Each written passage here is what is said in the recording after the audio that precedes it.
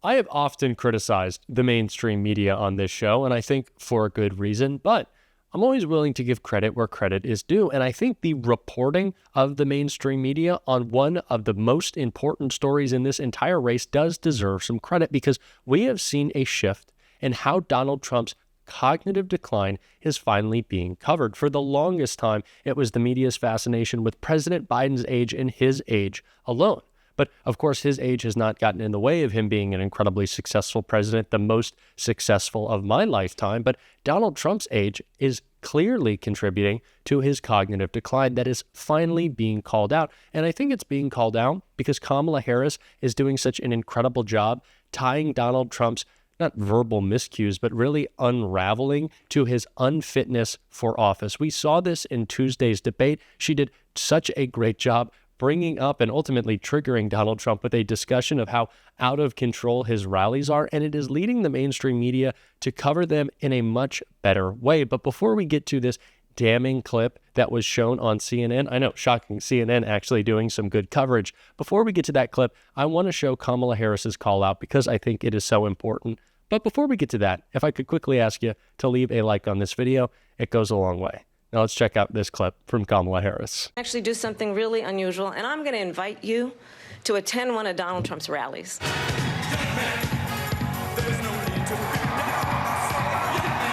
It's a really interesting thing to watch. Women, I won't be following you around to the hospital, monitoring.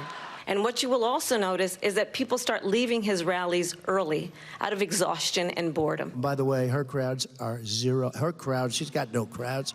And I will tell you, the one thing you will not hear him talk about is you. They take in the geese. You know where the geese are? In the park, in the lake.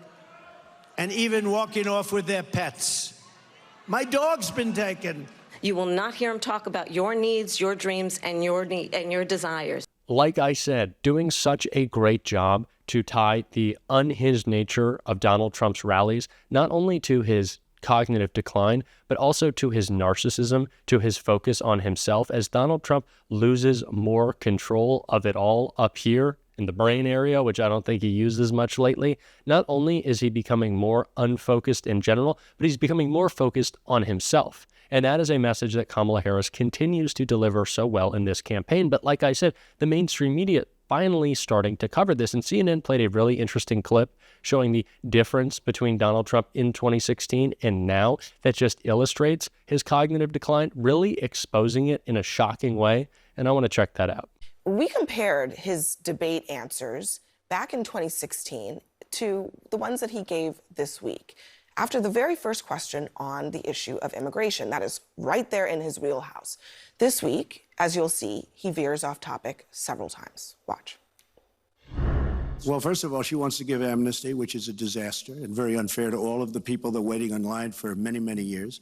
We need strong borders. First, let me respond as to the rallies. She said people start leaving. People don't go to her rallies. There's no reason to go. They're coming in illegally. Drugs are pouring in through the border. We have no country if we have no border. People don't leave my rallies. We have the biggest rallies, the most incredible rallies in the history of politics. The single biggest problem is heroin that pours across our southern borders, just pouring and destroying their youth. And what's going on here, you're going to end up in World War III, just to go into another subject. What they have done to our country by allowing these millions and millions of people to come into our country. Now, I want to build the wall. We need the wall. The Border Patrol, ICE, they all want the wall. We stop the drugs. We shore up the border. In Springfield, they're eating the dogs, the people that came in. They're eating the cats. They're eating the pets of the people that live there. And once the border is secured, at a later date, we'll make a determination as to the rest. But we have some bad hombres here, and we're going to get them out. If she becomes president, this country doesn't have a chance of success. Not only success, we'll end up being Venezuela on steroids.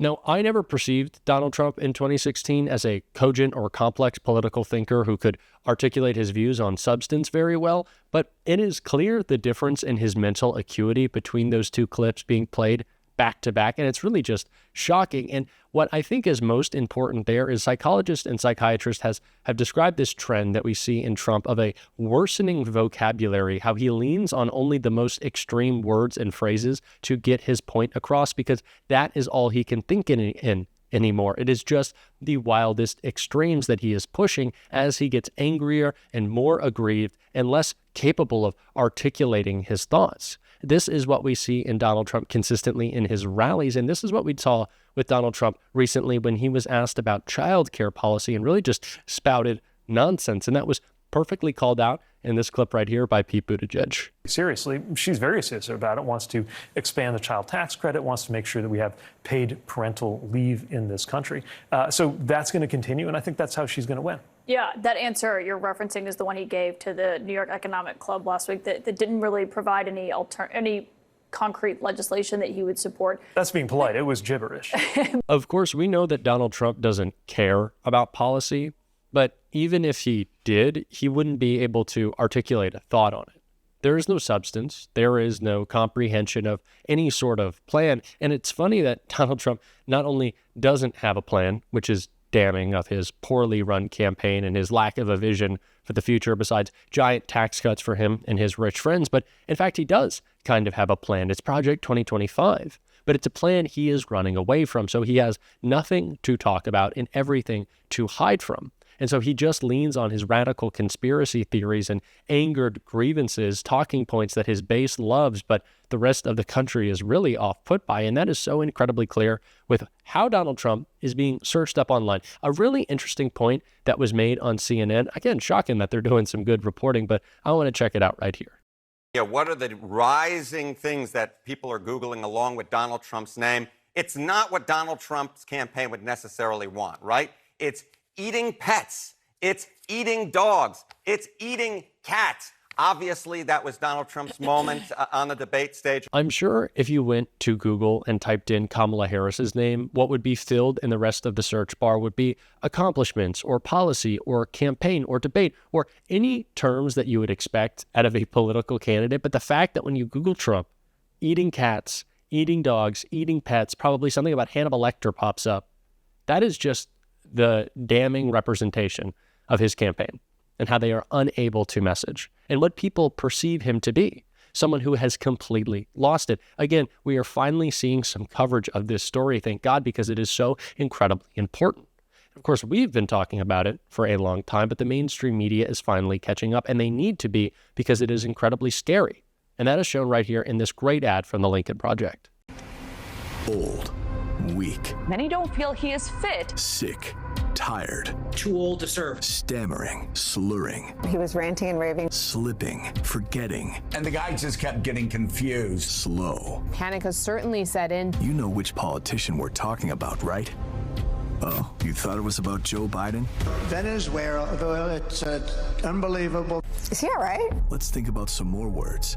Liar. I have absolutely no idea who this woman is. Criminal. I talked about this before the debate, and I was really excited to see my prediction come true, that it wouldn't just be what we heard from these two candidates that would show us the contrast between past and the future, but it's also what we saw up on that stage, which was so damning and such a great contrast. And that was an angry Donald Trump who couldn't even bring himself to look at Kamala Harris. He was so aggrieved and triggered. And Kamala Harris, who was just laughing at Trump. The little hand on the chin. What is this guy doing? It was a perfect representation of two different candidates, two different people, and two different leaders. One who is composed and can actually deliver complex substantive policy thoughts, and then whatever Donald Trump's brain is at this point. But it's incredibly clear the difference. It's so clear the difference. And it's upsetting Trump to such an extent that he's starting to make up even more conspiracies, like this one right here. So I hear she got the questions, and I also heard she had something in the ear, a little something in the ear. No, Kamala, do this. Say it this way, Kamala. Okay, be quiet. Too many people watching. She had a terrible interview today with the Philadelphia.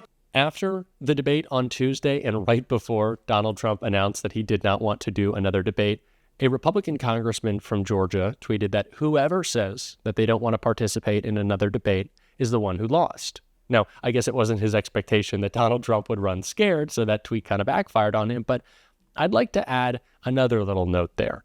It is also the candidate who accuses their opponent of having a listening device in their ear, having questions given to them before, communicating with their staff during the debate. That person is also the person who lost. If you're accusing your opponent of cheating in a debate, it's probably because you lost it.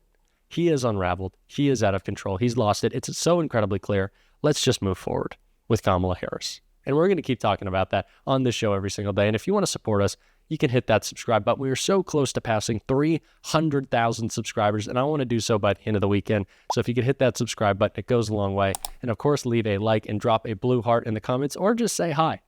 I'd love to say hello back. And until next time, I'll see you soon.